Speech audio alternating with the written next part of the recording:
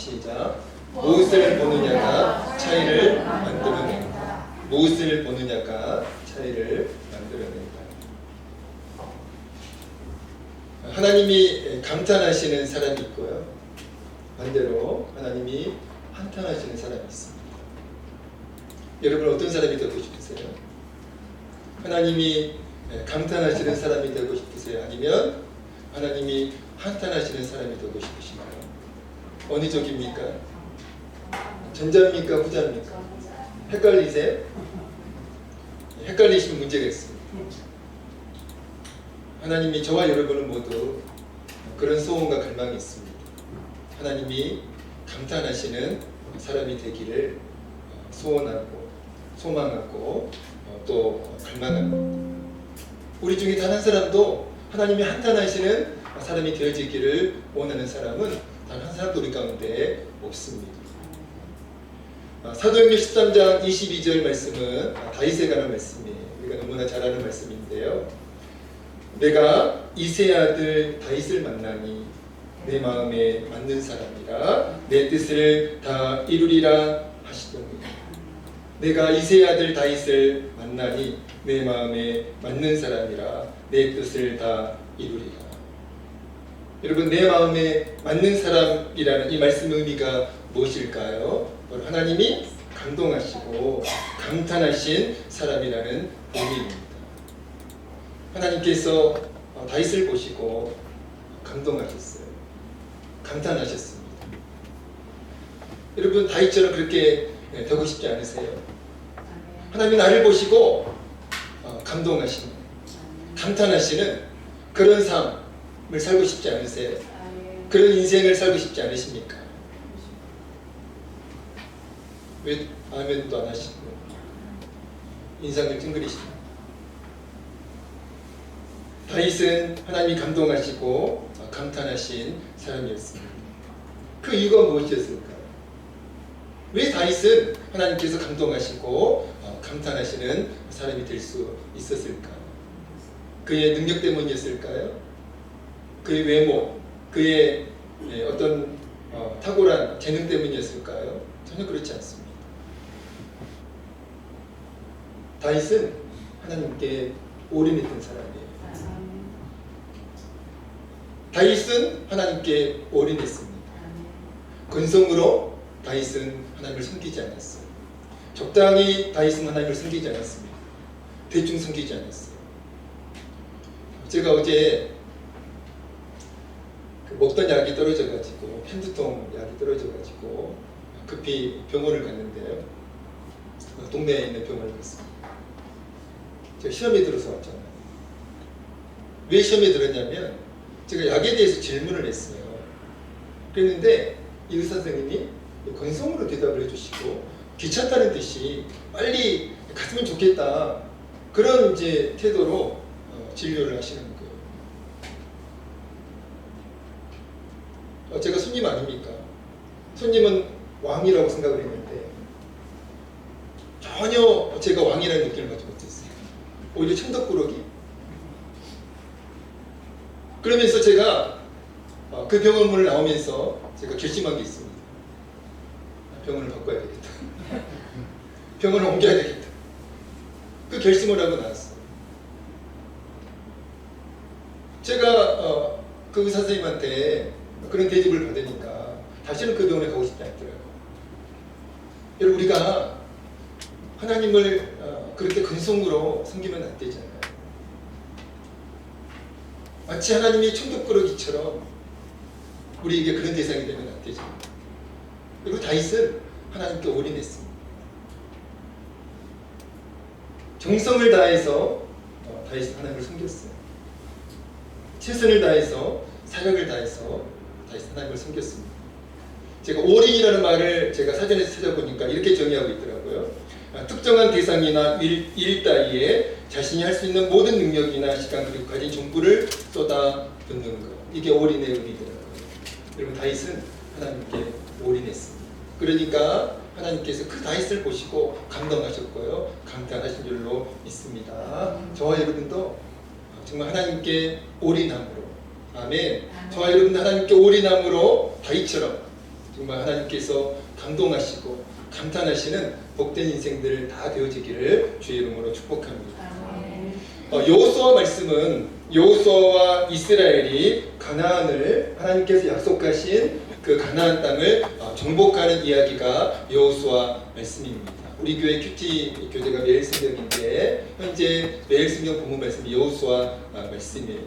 그리고 또 여호수아 말씀은 이스라엘의 12지파가 있었잖아요. 그 12지파들에게 가나안 땅을 분배하는 가나안 땅을 할당하는 이야기가 여호수아 말씀이에요.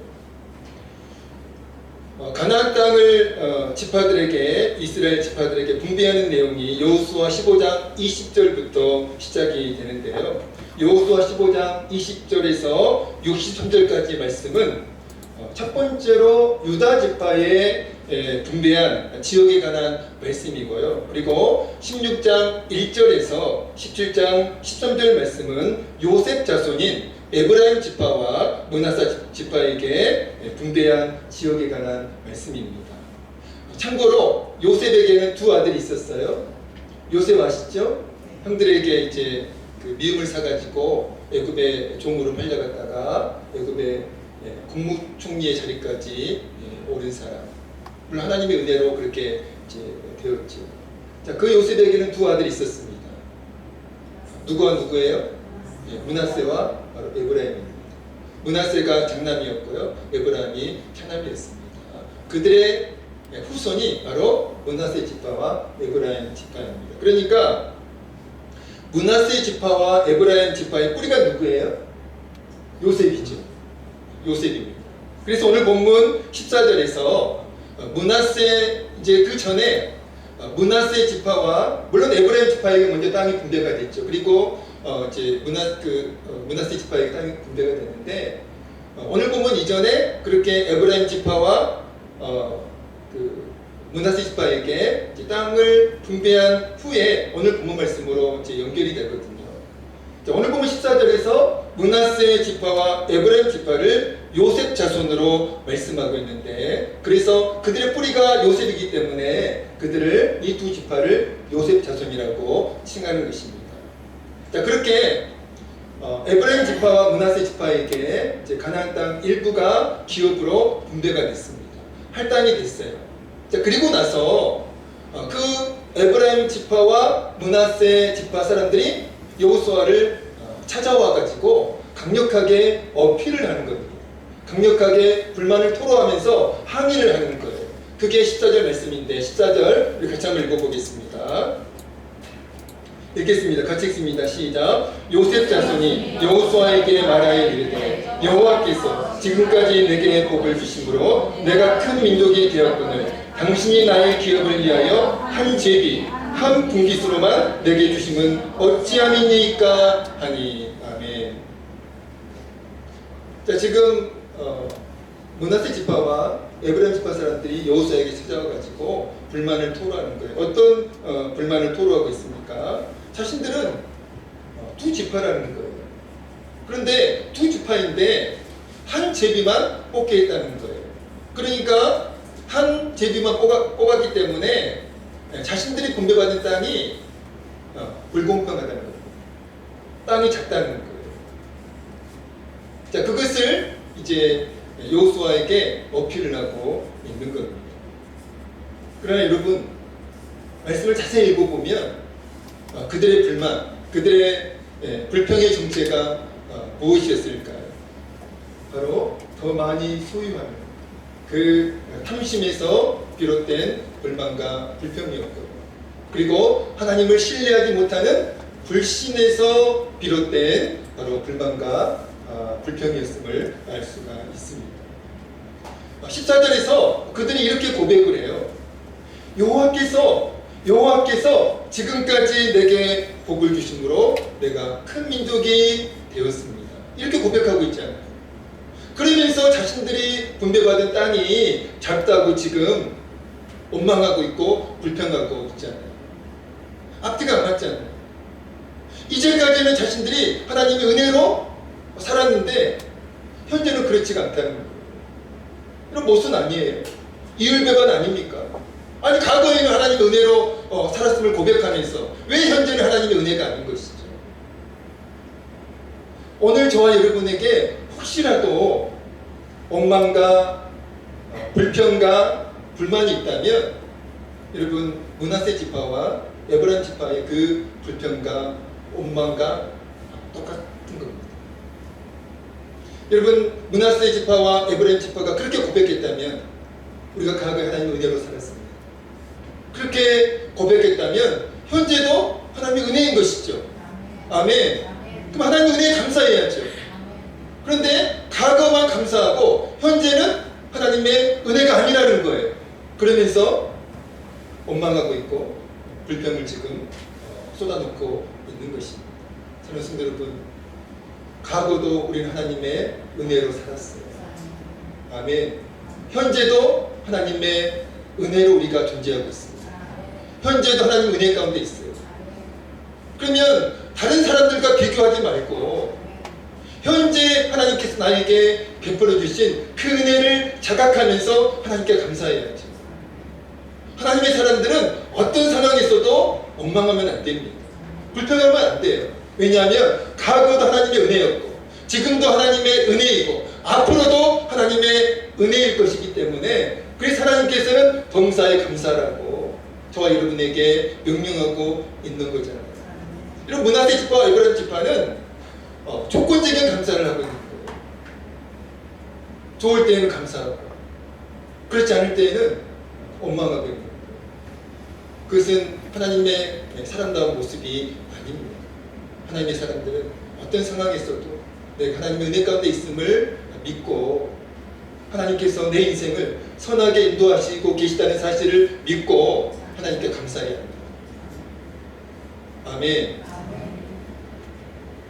동의가 되시면 아멘 하시고 동의가 안 되시면 고개를 한번 저어보세요. 너무 아멘들을 안 하시니까 제가 헷갈려서 그랬어요.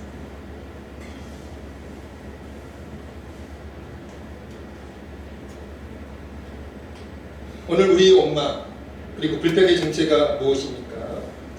혹시 더 많이 소유하려는 탐심에서 비롯된 원망과 불평 아닙니까?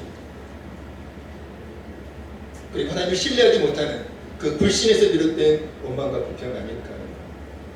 오늘 우리가 감사하지 못하고 원망하며 불평하는 것은 하나님을 신뢰하지 못하는 불신에서 비롯된 반응인 줄로 여러분 해석하시기 바랍니다.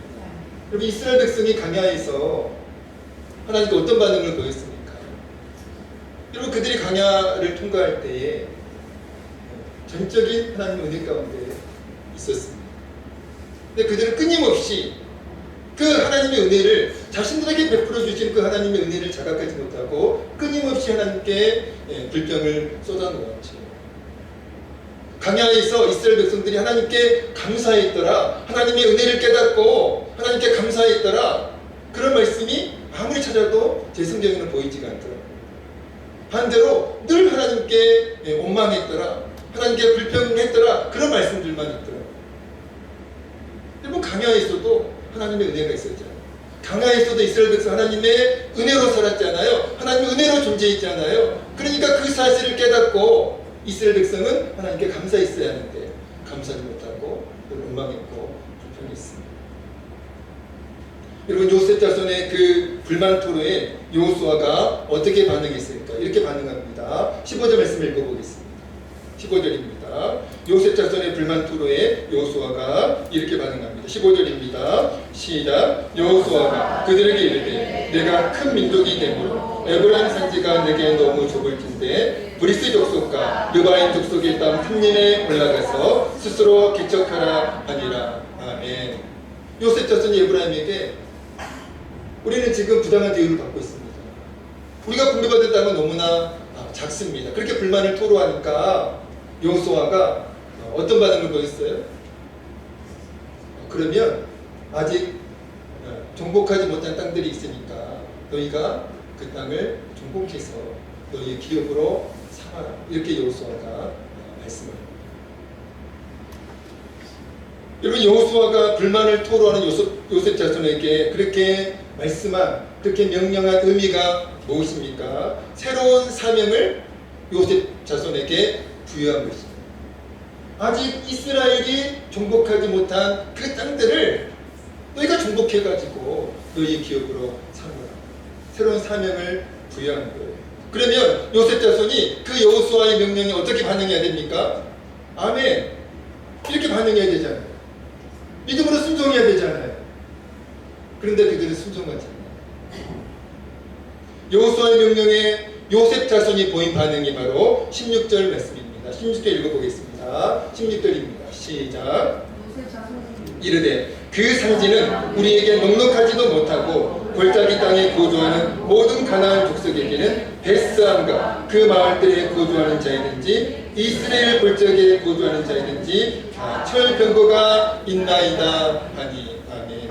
여호수아가 그러면 아직 우리가 정복하지 못한 땅들이 있으니까 그 정복하지 못한 땅들을 너희가 정복해가지고 너희의 기업으로 너희의 땅으로 삼으라 이렇게 여호수아가 명령하니까 그 요셉 자손이 뭐라고 했어요? 우리는 못합니다. 우리는 못합니다. 왜 못한다고요? 그 땅에는 철병거가 있어서 우리 힘으로는 절대로 그 땅을 정복할 수가 없습니다. 이렇게 이제 그 핑계를 대면서 그 철병거를 이제 그 핑계로 대면서 여호수아 명령에 불순종했다는 것이죠.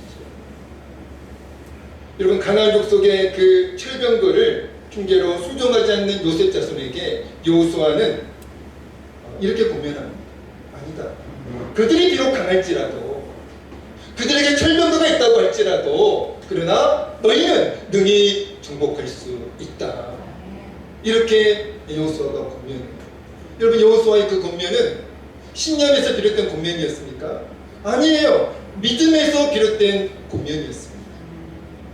하나님께서 우리와 함께 하시기 때문에 하나님께서 우리를 대신하여 싸우시기 때문에 또 하나님께서 우리에게 약속하신 땅이기 때문에 우리가 믿음으로 나아가면 너희가 믿음으로 나아가면 그 땅을 능히 정복할 수 있다라고 여호수아가 믿음으로 그 요셉 자손을 권면하고 있다는 것이죠. 사랑하는 성도 여러분, 오늘 본문에 요셉 자손과 대비되는 사람이 있습니다. 그 사람은 바로 갈렙이에요. 갈렙이 여호수아 14장 12절에서 여호수아에게 무엇을 요청합니까? 그 요청이 무엇입니까? 여호수아 14장 12절 같이 한번 읽어보겠습니다. 굉장히 유명한 말씀인데요. 같이 한번 읽어보겠습니다. 여호수아 14장 12절 읽습니다. 시작. 그날에 여호와께서 말씀하신 이 산지를 지금 내게 주소서. 당신도 그날에 들으셨거니와 그곳에는 아낙 사람이 있고 그 성읍들은 크고 견고할지라도 여호와께서 나와 함께 하시면 내가 여호와께서 말씀하신 대로 그들을 쫓아내리이다. 아멘. 여러분 요셉 자손과 전혀 상반된 반응을 지금 갈렙이 보이고 있습니다.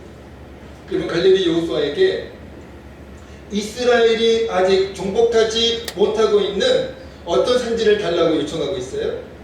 헤브론 산지를 달라고 갈렙이 요청하고 있습니다. 여러분 헤브론 산지는 어떤 것일까요? 아낙 자손이 살고 있는 산지예요. 그곳에도 철병거가 있습니다. 그 헤브론 산지에는 갈렙의 고백처럼 크고 견고한 성읍들이 그 헤브론 산지에 있었어요. 그 헤브론 산지를 85세 할아버지 당시 여호수아에게 이 산지를 내게 주소서 요청할 때에 갈렙의 나이가 몇 살이라고요? 85살입니다. 경로당에 있어야 할 그 나이에 갈렙이 지금 여호수아에게 이 산지를 내게 달라고, 헤브론 산지를 내게 달라고. 아낙 자손이 거주하고, 아낙 자손은 거인들이에요. 그 아낙 자손이 거주하고 있고 철병거가 있고 그리고 크고 견고한 성읍들이 버티고 있는 그 난공불락의 요새와 같은 헤브론 산지를 자신이 정복하게 해달라고 지금 여호수아에게 요청하고 있는 거예요. 여호수아가 갈렙에게 요청한 것이 아닙니다. 갈렙 스스로 여호수아에게 요청한 거예요. 이 산지를 내게 주소서. 이미 정복한 헤브론 산지를 자신의 기업으로 삼기다고 요청하는 것이 아니라 아직 정복하지 못하고 있는 그 헤브론 산지를 갈렙이 여호수아에게 요청하고 있는 것이죠. 여러분 당시 갈렙의 나이는 85세였어요. 갈렙이 여호수아에게 이 산지를 내게 달라고 요청하기 전에 먼저 여호수아 14장 6절 9절에서 여호수아에게 45년 전에 있었던 어떤 사건을 여호수아에게 상기를 시킵니다. 그 사건이 어떤 사건이에요? 바로 가데스 바네아 정탐 사건입니다. 45년 전에 그 사건이 있었어요.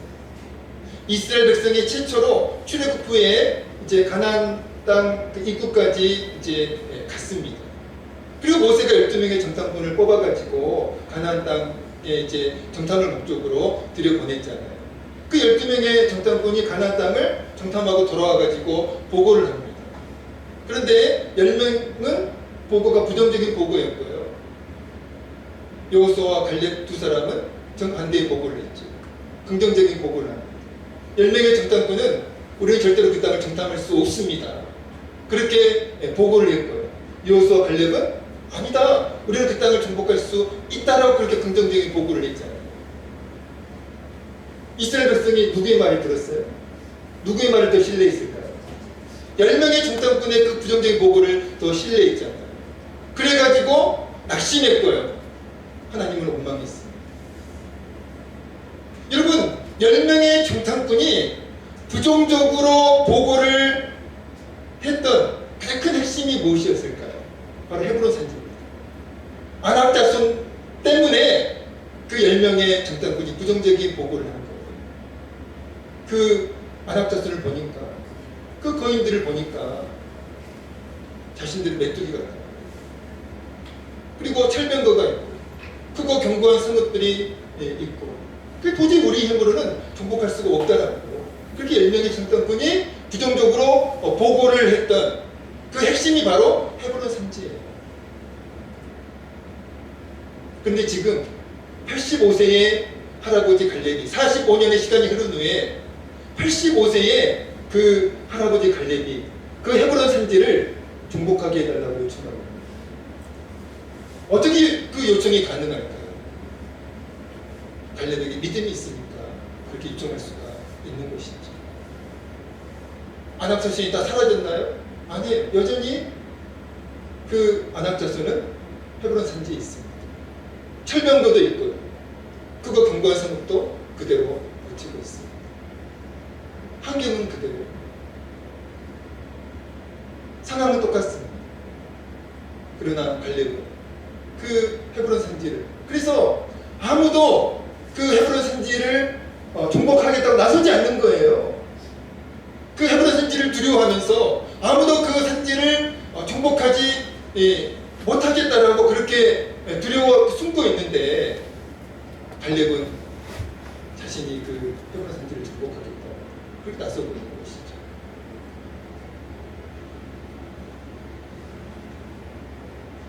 민수기 13장 33절은 이렇게 말씀합니다. 거기서 네피림 후손인 아낙 자손의 거인들을 보았나니 그 10명의 정탐꾼들이 이제 이렇게 이 상황을 보고 부정적으로 보고를 할 수밖에 없었다는 것이죠. 거기서 네피림 후손인 아낙 자손의 거인들을 보았나니 우리는 스스로 보기에도 메뚜기 같으니 그들이 보기에도 그와 같았을 것입니다. 그렇기 때문에 여러분 헤브론 산지는 정복이 쉽지 않은 것이었고요. 그래서 그 누구도 헤브론 산지 정복을 위해서 나서지 않았던 것입니다. 그런데 85세의 할아버지 갈렙이 그 헤브론 산지를 여호수아에게 정복하게 해달라고 요청하였는데 그 요청의 원동력이 무엇입니까? 여호수아 10장 10절 이렇게 말씀합니다. 그곳에는 아낙 사람이 있고 그 성읍들은 크고 견고할지라도 여호와께서 나와 함께 하시며 내가 여호와께서 말씀하신 대로 그들을 쫓아내리이다. 여러분 갈렙의 그 담대한 요청, 갈렙의 그 용기, 갈렙의 그 도전 정신은 바로 믿음에서 비롯된 하나님께서 나와 함께 하신다라고 하는 그 믿음에서 비롯된 요청인 줄로 믿으시기 바랍니다. 요셉 자손과 갈렙은 똑같은 상황에 놓여 있었어요. 아직 정복하지 못한 땅을 정복해야 하는 동일한 상황에 직면해 있었습니다. 그러나 요셉 자손은 안 된다고 했어요. 못한다고 했어요. 우리는 그 땅을 정복할 수 없다고 했어요. 순종하지 않았어요. 그러나 갈렙은 아무도 나서지 않을 때 모두가 헤브론 산지를 두려워하고 있을 때, 모두가 그 헤브론 산지를 꺼리고 있을 때, 여러분 갈렙이 85세예요. 그러면 나서지 않는다고 누가 뭐라고 할 사람도 없어요. 오히려 집에 가만히 계시라고. 그게 맞잖아요. 경로당에서 좀 그 친구들 좀 노시라고. 그게 맞잖아요. 근데 갈렙이 자신이 헤브론 산지를 정복하겠다고 지금 나서고 있는 그런 상황이죠. 여러분 동일한 상황입니다. 그러나 요셉 자손과 갈렙은 전혀 상반된 반응을 보였다는 것이죠. 여러분 요셉 자손과 갈렙의 상반된 반응의 차이는 무엇에서 비롯되었나요? 오늘 말씀 제목 그대로입니다. 무엇을 보느냐가 그러한 차이를 만들어냈다는 것이죠. 무엇을 보느냐. 요셉 자손은 아낙 자손만 봤어요. 요셉 자손은 그들이 가지고 있는 철병과 무기만 봤습니다. 강력해 보였죠. 그 철병과 무기만 봤습니다. 요셉 자손은 크고 견고한 그 성읍만 바라보았죠. 그러니까 자신들의 그 힘과 비교해 보니까, 자신들의 현실과 비교해 보니까 절대로 자신들을 정복할 수 없다고 그렇게 결론을 내린 겁니다. 그러나 여러분 갈렙은 뭘 봤습니까? 갈렙은 함께 하시는 하나님을 바라보았지. 아멘. 인간의 생사복을 주관하시고 승리하신 하나님을 바라보았습니다. 민족의 흥망성쇠를 주관하시고 승리하시는 그 하나님을, 그 살아계신 하나님을, 그 전능하신 하나님을 갈렙은 바라보았습니다. 현실만을 바라보지 않았어요. 그 현실 너머에 계시는, 그 현실을 다스리시고 그 현실을 통치하시는 하나님을 갈렙은 바라보았기 때문에 전혀 상반된 반응을 보이게 되었다는 것이죠. 제가 지난 수요일에도 말씀을 드렸는데요.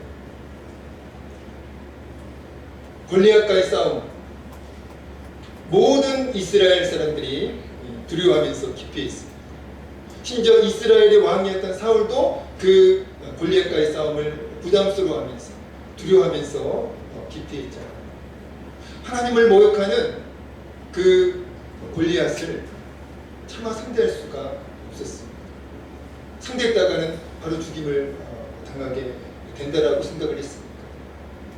자신은 골리앗의 족수가 되지 못한다라고 모든 이스라엘 사람들이 그렇게 생각을 했습니다. 그러나 어린 소년 다윗이 아버지 심부름으로, 형들이 이제 그 전쟁터에 있으니까 형들의 안부를 이제 확인하기 위해서 아버지 심부름으로 그 전쟁터에 왔다가 하나님을 모욕하는 그 골리앗의 소리를 들은 겁니다. 그 골리앗의 모습을 본 거예요. 근데 아무도 그 골리앗과 싸우러 가지 않는 거예요. 모두가 숨어서 벌벌 떨고만 있는 거예요. 그때 다윗이 자신이 그 골리앗과 싸우겠다, 그렇게 나서잖아요. 그리고 골리앗과 싸웁니다.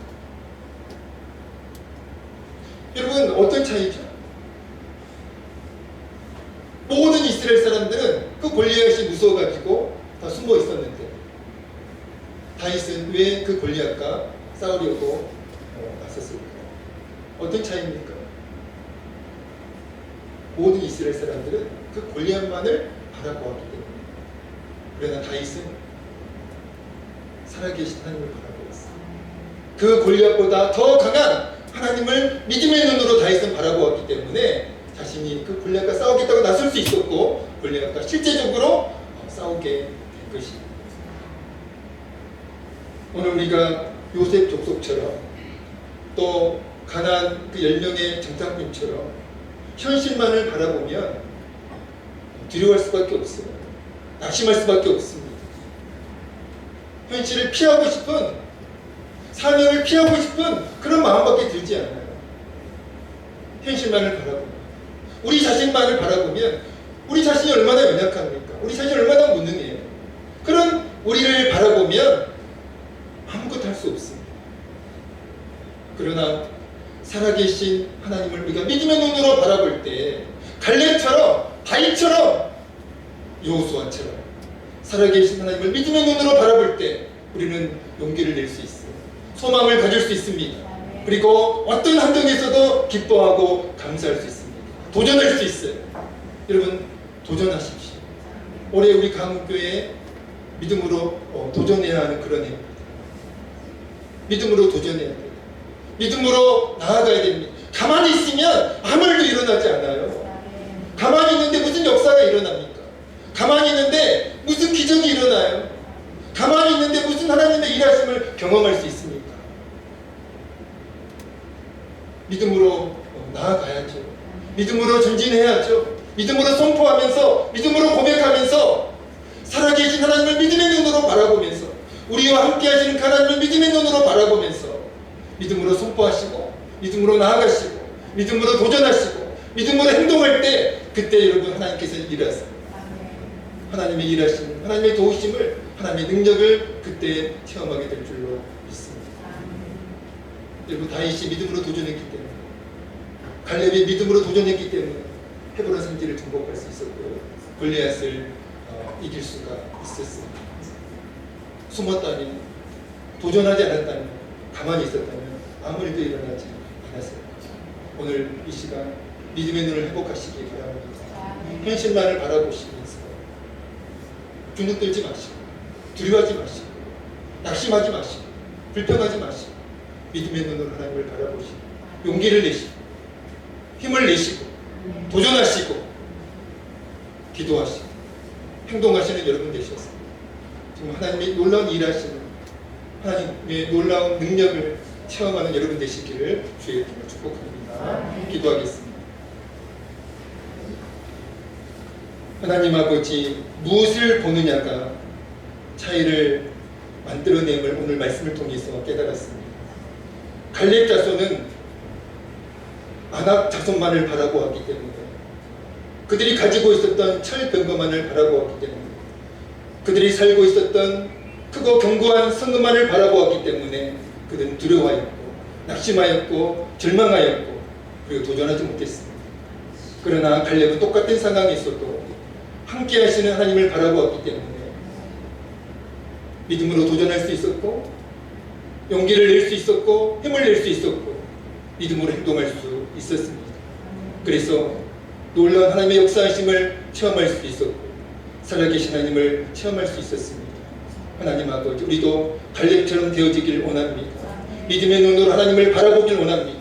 현실만을 바라보면서, 연약한 우리 자신만을 바라보면서 안 된다고, 못한다고 그렇게 주저앉는 것이 아니라 우리와 함께 하신 하나님을 믿음의 눈으로 바라보면서, 전능하신 하나님을 믿음의 눈으로 바라보면서 믿음으로 기도하고, 믿음으로 선포하고, 믿음으로 도전하고, 믿음으로 행동하여 살아계신 하나님을 체험할 수 있도록, 그리고 간증할 수 있도록 역사하여 주옵소서. 예수님의 이름으로 간절히 기도하옵나이다.